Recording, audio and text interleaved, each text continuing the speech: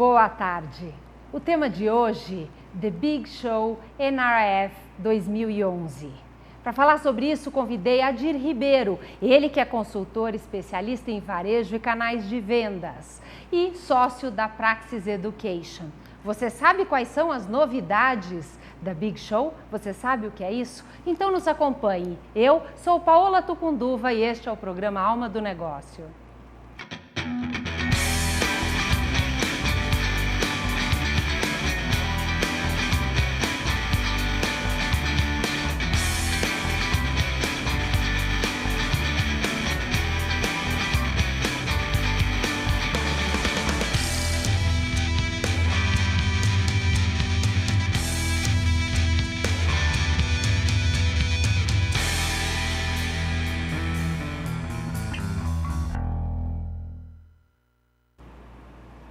Olá, estamos aqui ao vivo, direto do estúdio da Just TV.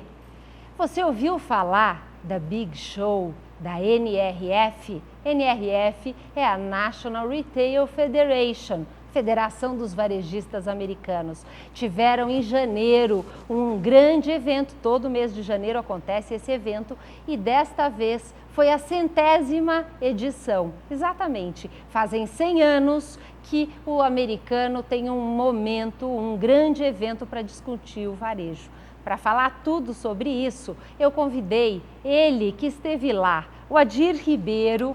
Ele é um especialista em franchising, varejo e educação corporativa há mais de 18 anos. Já treinou mais de 15 mil profissionais. É sócio fundador da Praxis Education. Adir, obrigada por estar aqui conosco hoje. Muito obrigado pelo convite, Paola. É uma honra para mim. Não, você sabe que eu sou fã do trabalho, conheço a Adir há muito tempo e gosto muito. E sei que você esteve lá em janeiro, no Big Show da NRF. Queria que você contasse um pouquinho para nós o que é esse grande evento do varejo americano, Adir. Legal, Paula. É o evento que agrupa as principais tendências do varejo mundial. Como você disse, faz 100 anos que os americanos se reúnem para discutir os caminhos, né? Para onde a coisa está indo, quais são as tendências. Só que não são só os americanos, porque você tem os principais varejistas europeus também vindo fazer umas palestras, etc. No fundo é um evento de 4 dias, vão várias comitivas brasileiras. Esse ano foi a maior comitiva internacional, o Brasil, já passou o Canadá. Sempre estava lá igualzinho ao Canadá, esse ano o público estrangeiro, o que mais tinha eram brasileiros. Então a gente vai aqui em várias comitivas, vários grupos, são 4 dias de evento, onde a gente aproveita também nesse período e já faz visitas técnicas, já visita outras empresas, franqueadoras, varejistas. E nesses 4 dias tem uma feira de tecnologia, durante 2 dos 4 dias, e muitas palestras e muitos encontros de negócios. Então a feira de tecnologia, obviamente, são os grandes fabricantes mundiais de software, de hardware. A Intel, como chip, por exemplo, estava lá, mostrando um pouco do que ela imagina que vai ser as tendências do varejo, como vai precisar de processador parrudo para aguentar tudo isso. Então é um evento que a gente reflete muito sobre o que vem pela frente. Já houve um gap, uma distância muito grande entre o que a gente via lá e o que a gente via no Brasil. Essa é a 6ª edição que eu participo, então não posso dizer de 100, eu participei de 6, então minha amostra é muito pequena. Mas tem gente aí com 15, 20 anos de participação. Mas o que é interessante, primeiro, o fato da comitiva brasileira já ser a maior internacional, já dá um indício de que nós queremos conhecimento. Perfeito. Nós precisamos nos atualizar. E mais do que isso, os gaps que existiam entre o que se produzia de conhecimento lá e o que se pratica no Brasil, diminuíram muito. Hoje já é uma boa notícia. Uma excelente notícia. Nós, consultores, professores, facilitadores, apaixonados pelo conhecimento, a gente percebe isso claramente. Você sai de uma NRF, uma NRF em janeiro, aí você vai fazer as suas palestras durante o ano, você já vê muitas coisas sendo praticadas pelas próprias empresas. Porém, ainda existe um gap muito grande, 2 na verdade. Um deles é tecnológico. Nós vamos falar um pouquinho no programa, essa parte de tecnologia. O acesso à tecnologia lá é infinitamente mais fácil do que aqui, né? E o outro gap também é o tamanho do mercado. O mercado americano, em alguns negócios, ele é 8, 7 vezes maior que o brasileiro. Então, o potencial de negócio é maior. O lado bom dessa história é que todos os americanos e o mundo inteiro estão enxergando o Brasil, de fato, como 2010, nós gravamos o programa, falando, o Brasil é a bola da vez. Agora não é mais a bola da vez, agora já é fato consumado e as pessoas querem entrar nesse país para fazer negócio. E você foi junto com o grupo da ABF, não é isso? Como é que foi o perfil das pessoas, dos brasileiros que estavam nesse grupo e o que chamou a atenção dessas pessoas lá durante o evento, Adir? A comitiva brasileira, os dados mostram que foram mais ou menos umas 1.300 pessoas, né? Que vão, de maneira geral. Eu participei do grupo da ABF, tive a honra de ser convidado pela ABF, Associação Brasileira de Franchising, e fui um dos consultores. Depois tiveram os diretores da ABF, o Ricardo, o Juarez, e a gente foi responsável por agrupar esse conhecimento, né? Traduzi-lo, mastigá-lo um pouquinho, depois apresentar para os franqueadores da Associação Brasileira de Franchising no Brasil. O grupo foi cerca de 25 pessoas, 23, 25 pessoas, basicamente franqueadores, donos de empresas franqueadoras, diretores de empresas franqueadoras, né? Fundadores de empresas franqueadoras, tivemos franqueados também e alguns consultores e fornecedores. Esse foi o grupo, foi o primeiro ano que a ABF organizou um grupo que juntou num grupo maior da Gouveia, mas com cunho específico de visitas de franchising, e foi muito gostoso porque as discussões, porque, assim, se trabalha muito nesse período, né? A gente passa lá 7 dias, 8 dias, visitando, fazendo treinamento, etc. Mas depois as grandes discussões pós-evento eram as coisas mais ricas.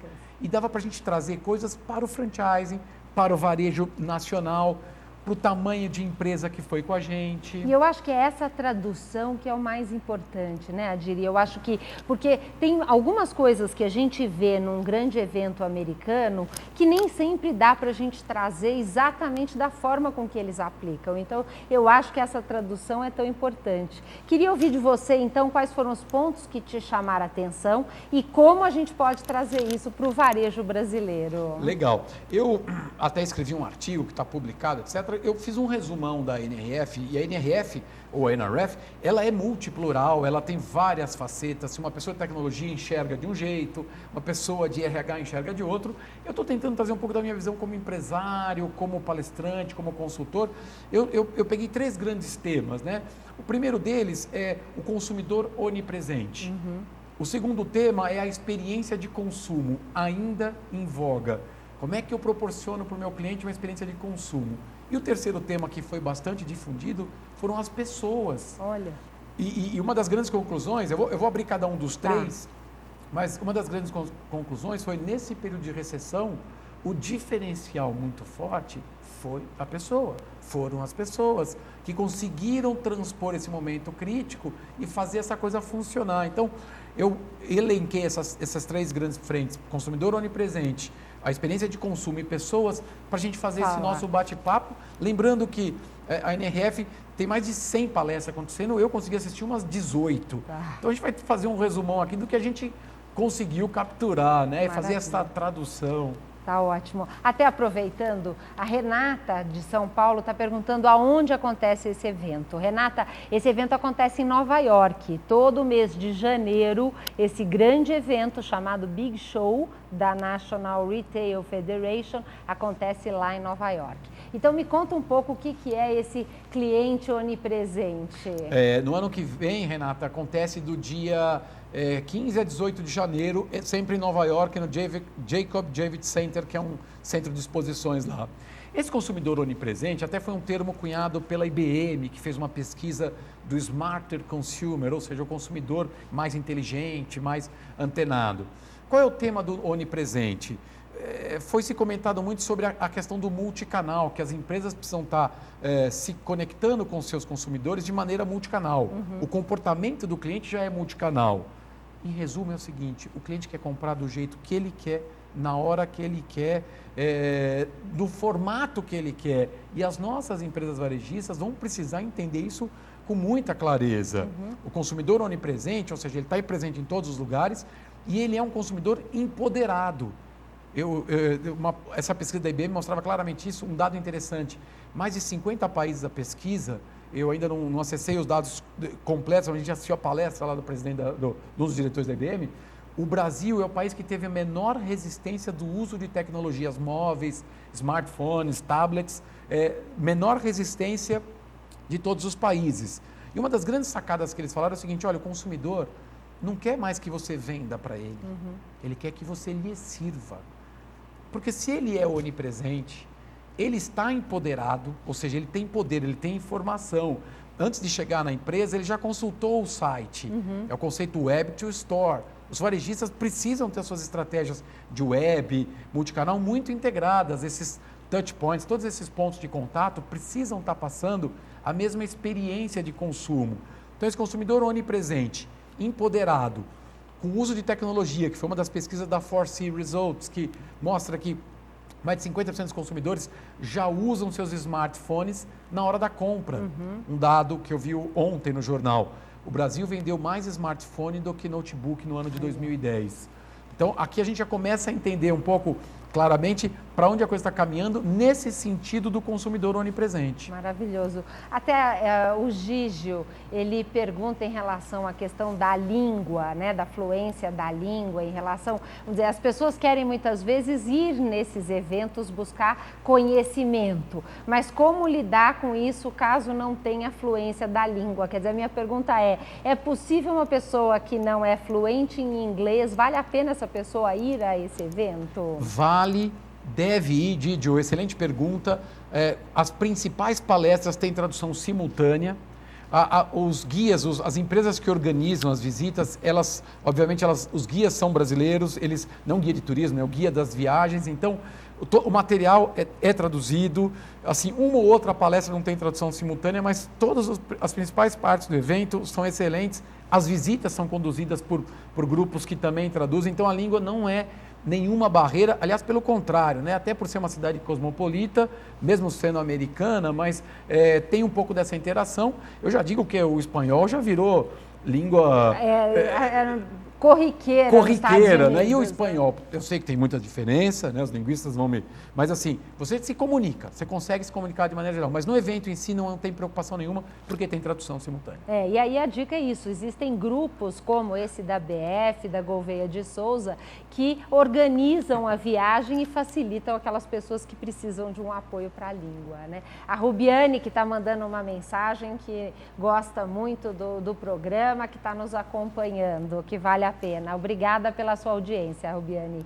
Então, Adir, continuando aí, falamos do consumidor onipresente e o segundo ponto é da tecnologia, isso? Experiência de consumo. Tá bom, então vamos falar de experiência de consumo. Porque a tecnologia está no consumidor onipresente, ela vai ser a viabilizadora desse consumidor onipresente, que é o ponto, o recado principal para os nossos varejistas, seja pequeno, médio ou grande empresário, é integrar esses pontos de contato do cliente.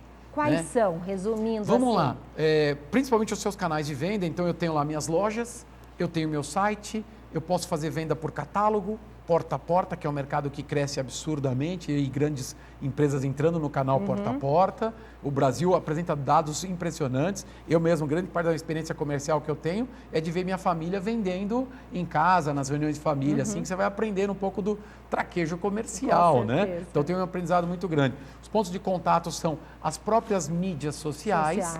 Porque em 2010, isso é um dado interessante, Paula, 2010, quando a gente conversou, nesse mesmo programa, falando da NRF, as mídias sociais, Facebook, Twitter, LinkedIn, eram uma grande dúvida.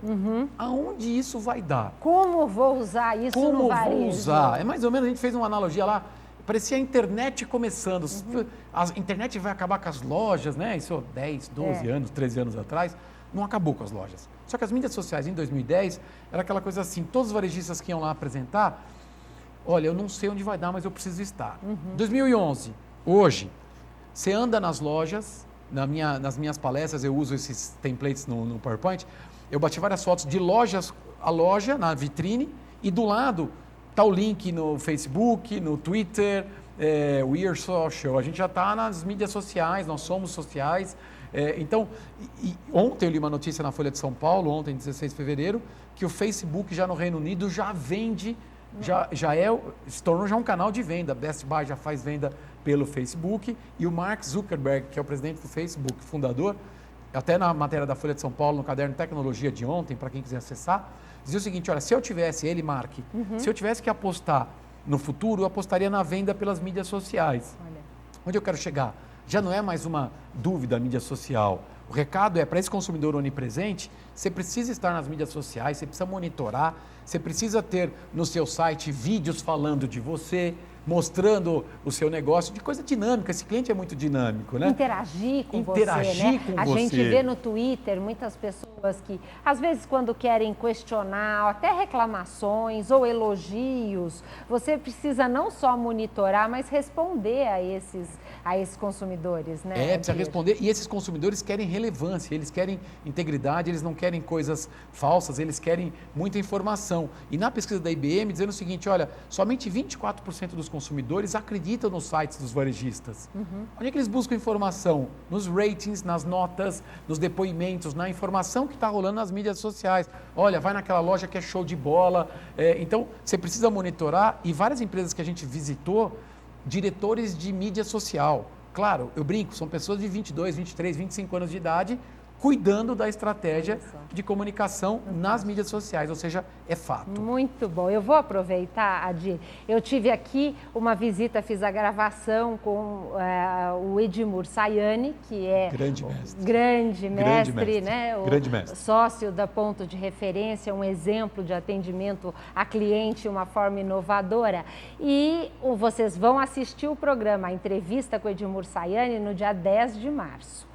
Só que eu pedi para ele fazer um depoimento especial para hoje, para esse programa. Então, eu vou convidar vocês a acompanhar conosco esse depoimento do Edmur Sayani sobre a visão dele da NRF. Ir ao NRF, ao Big Show do NRF, é uma experiência sempre muito construtiva. Eu sou da época que o pessoal falava que ERP, né, os tais ERP, Enterprise Resources Planning, ia ser uma tendência. A indústria de TI sempre coloca alguma coisa dessa para desafiar a gente a comprar sistemas. Dessa vez, Mobile Commerce foi o tema, né? Venda no celular. Por que isso vai acontecer? Porque o tal do geração X e Z, YZ, perdão, é completamente movido a isso. O ano passado, a gente teve uma palestra com o pessoal do Gen Buy, do livro Gen Buy, e elas já falaram isso aí, e ficou para mim muito claro que essa seria uma tendência. Esse povo não nasceu, eles foram downloadados, né? www.baixabb.com.br. Essa tendência é inexorável, a loja fora da loja. A Amazon está vendendo hortifruti. Bom, daí para frente qualquer coisa pode acontecer. Quem não se preparar para esse mundo digital pode ter certeza absoluta que está ferrado, está fora do mercado. E cá para nós, quem não tiver gente competente do outro lado, também está fora. O equilíbrio Connect e Disconnect, para mim foi a grande mensagem que eu trouxe lá do NRF. Se conecte porque o teu cliente vai querer comprar em algum lugar que não seja a loja. Mas se ele for a tua loja, ela tem que simbolizar uma coisa muito bacana para ele, porque senão ele não vai para os outros lugares. Essas duas coisas foram o resumo do que eu vi lá. Muito bom, estamos aqui de volta, Adir. Você vê que está bem antenado no que você falou. E aí eu queria então aproveitar agora a gente falar um pouco da experiência de consumo. Me conta qual foi a sua visão, o que você aprendeu, o que você trouxe de lá. Conto sim, antes só preciso registrar aqui, Edmur, meu mestre, uma das grandes referências minhas no varejo, beijo no coração, te adoro, você sabe disso. É um grande professor meu. Eu vejo exatamente dessa maneira que ele viu e a tal da experiência de consumo é o encantamento desse cliente, é servir e não vender. Como assim servir e não vender? Algumas redes, inclusive varejistas americanas, não pagam mais comissão para a equipe de vendas.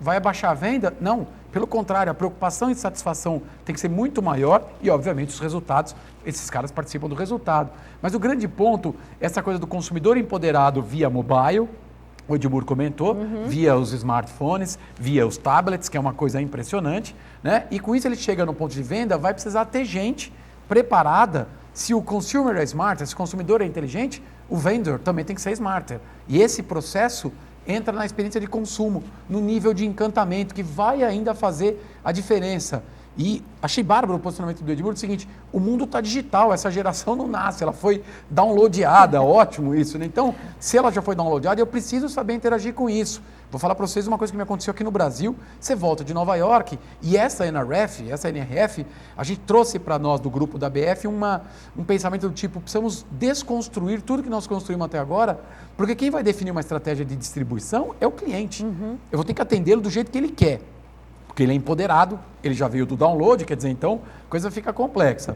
E a gente trouxe essa desconstrução do sistema de negócios como uma forma de provocar um raciocínio para essas pessoas, atrelando o quê? A experiência de consumo, que é o nível de satisfação, nível de encantamento, nível de servir esses consumidores. Aí eu chego em São Paulo, fui comprar agora, nessa semana, não vou falar o nome da marca, fui comprar um presente para o meu filho. O que eu fiz? Entrei na internet, acessei a internet, vi lá o produto, um produto estava em falta em várias lojas, fui numa loja, né, de brinquedos.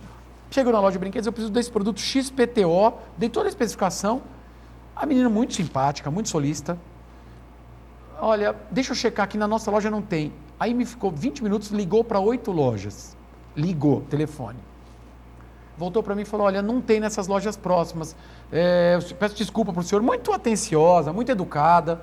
Aí eu falei, mas não tem um televendas? Tem, mas o senhor não pode ligar daqui da loja. Olha a integração dos canais.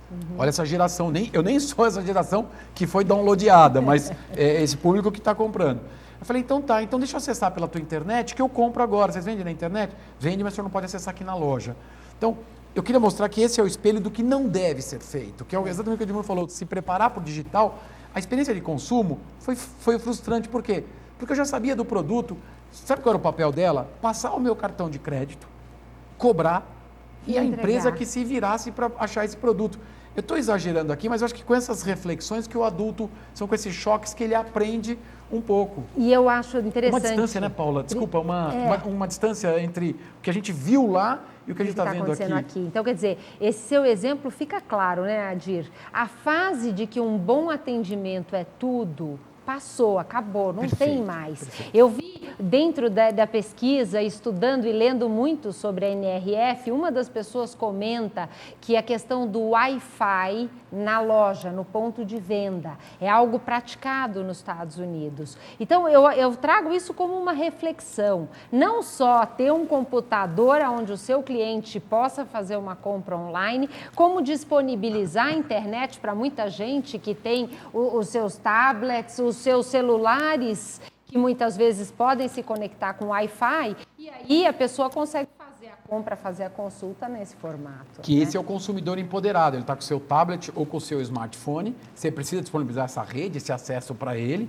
é impraticável não pensar nisso, né? E aí, mais do que isso, várias marcas varejistas americanas já com seus tablets, a equipe de vendas com seus tablets. Agora, estava no aeroporto do Rio de Janeiro, ontem, tinha uns carros da Chevrolet expostos, e tinha lá as modelos lá, explicando o carro, etc., um belo de um carro, e as modelos estavam com o seu tablet, poxa, mas quantos cavalos de potência, tem ABS, não tem ABS, e assim, vai interagindo. Então, esse consumidor empoderado, que vai proporcionar uma experiência de consumo, você foi muito feliz. Não adianta só o atendimento, a menina foi simpática comigo, foi muito educada, encantadora, porém não resolveu o meu problema.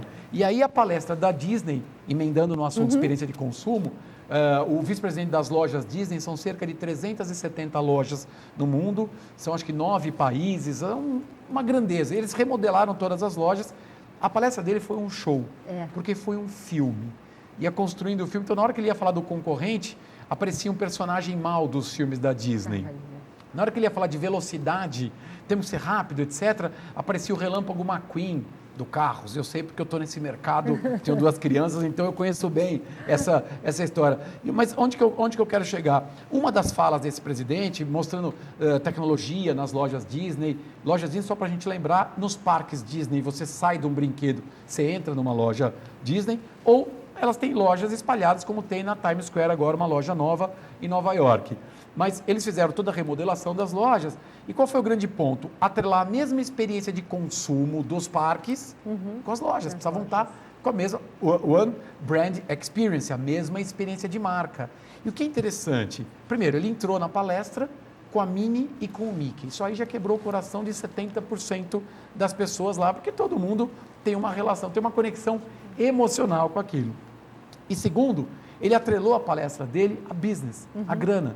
Então ele descobre, são 200 milhões de adultos que entram nas lojas anualmente. Desses, eles mapearam 60%, são o que eles chamam de best guests, são os melhores clientes. Quem são os 60%? São os pais que compram ações da Disney, que compram o canal da Disney, assinam TV a cabo, que compram o Clube Penguin, Quem tem filho na idade dos meus filhos sabe do que eu estou falando, que você compra lá, você baixa o aplicativo, compra roupinha, tudo virtualmente. Ou seja, eles mapearam que eles precisavam proporcionar uma experiência de consumo para esses caras. E no meio da palestra ele soltou uma fala que para mim me marcou muito. Ele falou assim, a loja tem que ser um iPad gigante. Muito falada isso. Essa frase dele foi emblemática. Eu não tinha ouvido ainda em nenhum lugar, é simples, mas extremamente criativo. Eu incorporei para os meus discursos, citando a propriedade dele, mas é isso, a loja tem que ser um iPad gigante, visual, design, alegre, fácil. Meu filho de 3 anos mexe no nosso iPad lá tranquilamente. Perfeito. Adir, nós já temos algumas perguntas aqui. O Ricardo, ele diz que o cliente onipresente, entendo que preço não é mais um diferencial, já que checar esse tipo de informação é muito fácil. Então, como se diferenciar e não ficar escravo de guerra de preço? Excelente pergunta, Ricardo. Obrigado. Acho que essa é a pergunta do milhão, viu? Mas vamos tentar responder com alguns insights. Obviamente, eu acho que você foi muito feliz. Guerra de preço, ele já está pesquisando o preço, né? Muito se fala ainda do tal valor, mas se eu não conseguir agregar essa percepção de valor, se ele não conseguir perceber, de fato eu não consigo cobrar mais caro. Eu acho que a pesquisa da IBM mostra o caminho, é servir e não vender.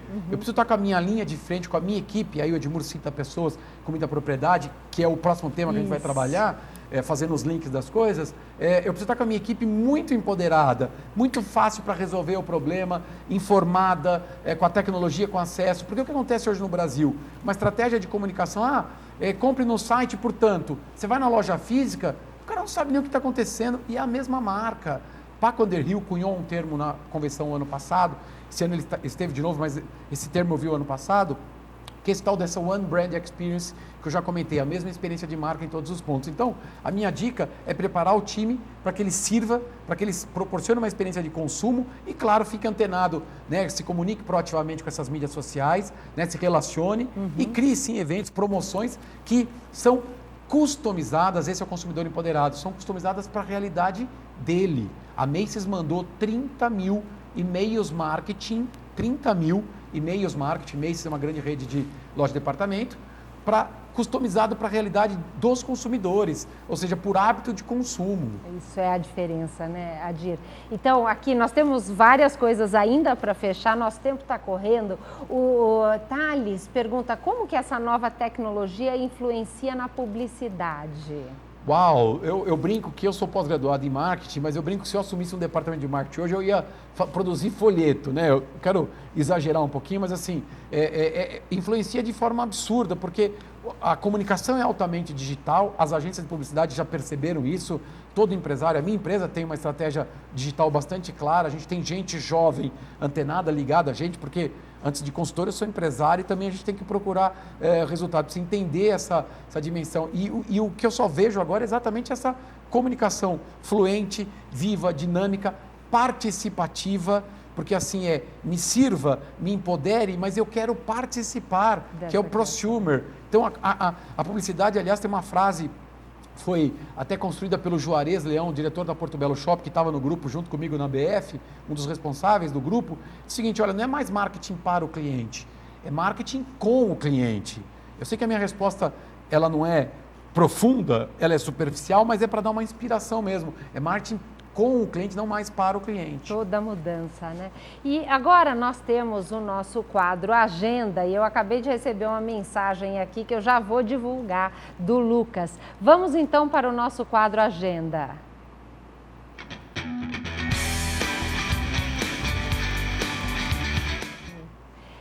Falando do quadro Agenda, então, olha lá, o Lucas Bueno Duarte, de Joinville, pediu para a gente divulgar que o programa Pop em Joinville vai estrear no dia 19 de fevereiro na TV local. Lucas, está aí divulgado, o quadro Agenda é para divulgar todos esses eventos e acontecimentos de vocês que nos acompanham e participam.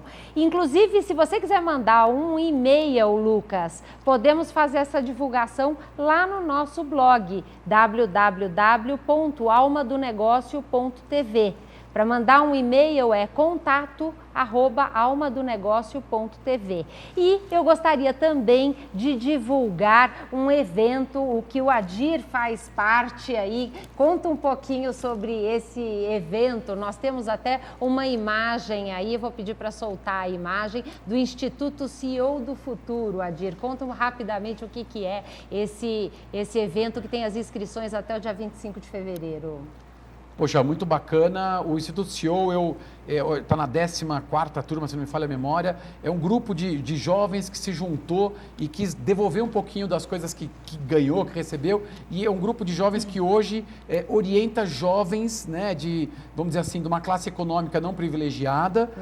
E orienta de que maneira? Orienta com 10, 12 encontros em finais de semana, com palestras com empresários, com executivos, desde autoconhecimento. A minha aula, por exemplo, para esses jovens é sobre plano de carreira, sobre gestão de carreira, porque eu acredito que você pode chegar onde você quiser, se você se planejar. Inclusive no site da Praxis Education, praxiseducation.com.br, tem uma ferramenta de plano pessoal, porque eu acredito, Paola, que se a gente não planeja na pessoa jurídica é porque a gente não aprendeu a planejar na pessoa física. Então, a gente pega nesses jovens, por exemplo, o ICF é um projeto, iniciativa, eu hoje participo dele, tenho muito orgulho de fazer parte.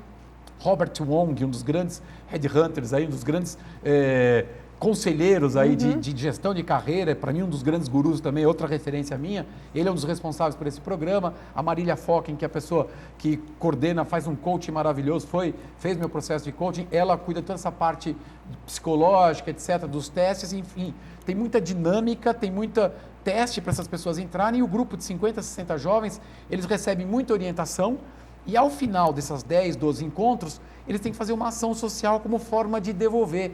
E na hora da formatura deles é uma das coisas mais lindas que a gente vê, porque é ver eles devolvendo um monte de coisa que eles receberam. E a gente fazer parte disso ajuda a gente a cumprir nossa missão pessoal, que é ajudar essa juventude a ter mais caminhos bons aí. E parabéns para o pessoal que bolou o ICF, eu tenho muito orgulho de fazer parte. Maravilhoso. Quando for aí a formatura, manda notícia que com certeza eu quero acompanhar e também informar. Então não percam, até dia 25 de fevereiro as inscrições.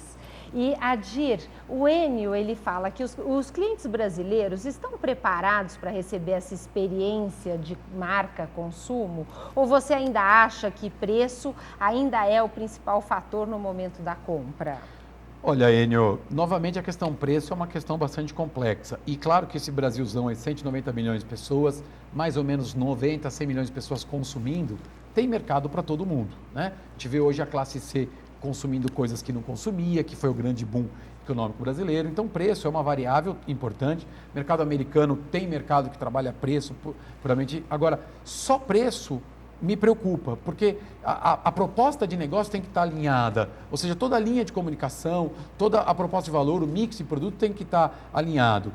O fato, pegando a pesquisa da IBM, dizendo que o consumidor brasileiro que tem menor resistência à tecnologia, o Brasil já tem mais celular do que habitante, né? Não que todos os habitantes tenham. Então o Brasil cresceu muito em celular. No Brasil já se vende mais smartphone do que notebook. A SAP, grande fabricante de software, ela vai continuar com o seu negócio e lançou uma divisão agora de negócio nova, saiu no jornal Valor em janeiro, para lançar aplicativos, software, para o executivo decidir no seu tablet, decidir no seu BlackBerry, no seu iPhone 4, 5, 6, 7, etc. Então, onde a gente está querendo chegar? Esse consumidor empoderado vai transformar esse varejo. Continua mercado por preço? Claro que continua. Acho que isso vai existir sempre. Porém, acho que o grande ponto é qual é a proposta de valor que a minha empresa está prestando, querendo oferecer. Maravilha. Nós vamos já, o Adir vai falar um pouquinho de pessoas e passar para as minhas últimas perguntas do programa, mas a Zuleika me pergunta o que eu faço no cabelo que está tão bonito. Obrigada, Zuleika. A Lia Cabeleireiros, que trata com muito carinho o meu cabelo e ajuda a deixá-lo assim. Então, o segredo tá lá, você quer conhecer, eu passo no final do programa, o endereço, ela fica ali em Pinheiros, tenho certeza que ela faz. No meu cabelo hoje foi uma escova, mas ela trata com tanto carinho que deixa esse visual, agradeço aí o seu elogio. Então, conta para nós das pessoas, Adir. O componente humano, a dimensão humana do varejo. Teve uma das palestras que foi muito forte. Aliás, a Container Store, que é considerada uma das empresas, a melhor empresa para trabalhar no varejo americano, o Container Store, eles vendem soluções para armazenamento de coisas em casa, caixinhas, containerzinhos mesmo, né? Então, ou seja, eles transformaram uma coisa comum uma coisa ordinária numa coisa extraordinária. Mas qual é o ponto da Container Store? Eles são considerados a melhor empresa para se trabalhar. Ganhou até a medalha de ouro lá, o CEO da Container Store. Quando você entra no site da Container Store, você vai ver lá, por exemplo, que eles têm lá o Foundation Principles, ou seja, quais são os princípios fundamentais, os princípios da fundação do negócio. E eles não têm os manuais de instrução rígidos, inflexíveis, porque o varejo não aguenta manuais, mesmo os franqueados, manuais pesados. Então ele tem guias, instruções que orientam as pessoas, e um dos princípios, que ele chama 1 é igual a 3. O que é esse princípio? Uma pessoa excelente vale 3 boas. Então vale a pena pesquisar gente boa, preparar, etc., porque isso reflete lá na ponta.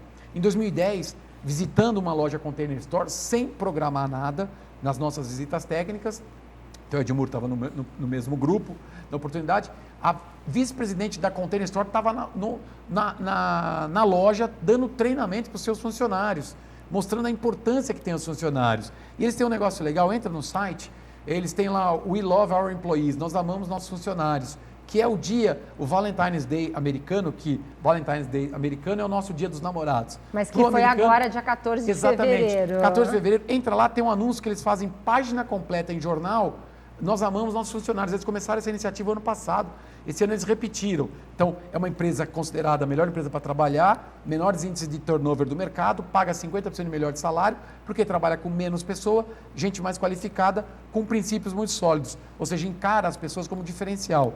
E também, na NRF, teve uma palestra do Dan Heath, que é o livro Switch, SWITCH, que é um livro de mudança, ele e o irmão, os irmãos Heath, foram estudar como é que as pessoas mudam, né? E descobriram várias coisas. Primeiro, todos nós temos uma mente racional e uma mente emocional. E a gente acha que a mente racional controla a emocional, e é fato que não controla, né? Alguns têm um pouco mais de controle do que outros, mas o que ele quer chegar? Foi descobrir, foi pesquisar por que as pessoas mudam, por que as pessoas não mudam. E as pessoas não mudam pela mente racional. Eu sei que eu preciso parar de fumar. Eu não fumo. Eu sei que tem que parar de fumar, parar de beber, tem que fazer esporte. A racional sabe disso. Mas a emocional, não, poxa, mas vou tomar mais isso aqui. Quer dizer, como é que eu vivo esse conflito? E no processo de mudança, ele diz que na mente racional a gente analisa, né, para mudar. A mente emocional, ela vê para mudar. Ela precisa ver, sentir e mudar. E estou resumindo a palestra dele, mas no fundo ele diz o seguinte, olha, nós como gestores de pessoas, a gente não muda as pessoas. Mude o caminho. Faça diferente, cria diversão e o erro faz parte da aprendizagem. Né? Então, eu trabalho muito essa coisa do ver, do envolver as pessoas. Eu acho que cria um ambiente de emoção que as pessoas se sentem atraídas e com vontade de mudar, né? Pois e para mim, eu tenho falado em todas as minhas palestras, já amarrando aqui um fechamento da minha visão de NRF, a gente tem que lembrar sempre da definição de indivíduo. Indivíduo é um ser não divisível por 2, ou seja, a gente é um só. Claro que o mundo corporativo exige alguns comportamentos, mas a gente brinca que depois de uma certa idade, quem você é, você é. Então, quanto mais próximo da sua essência, respeitando esse código corporativo, respeitando essas regras que existem, que é a sociedade, né? Mas quanto mais próximo, quanto mais indivíduo você for, né? A gente brinca, você não consegue mais separar o trabalho da diversão. Claro que é maravilhoso ficar com a família, mas claro que é maravilhoso também trabalhar. Então, acho que tem um pouco a ver com isso, com que o ambiente de trabalho seja muito proveitoso. Muito bom, fantástico. O Lucas pede o e-mail, que ele não conseguiu anotar. Lucas, contato@almadonegócio.tv. Estou esperando o seu e-mail para divulgar o seu programa lá de Joinville, qual é o canal, que dia estreia, que horas. Nós vamos colocar lá no nosso blog, ok? Quer conhecer o blog? www.almadonegócio.tv. Aqui o nosso espaço é para divulgar todos esses eventos. Então você também mande esse e-mail que teremos aí muito prazer em divulgar aqui no programa. Adir, eu fecho sempre as minhas entrevistas com uma pergunta e eu queria saber qual é a alma do seu negócio, qual é a alma da Praxis Education? Essa é uma pergunta profunda.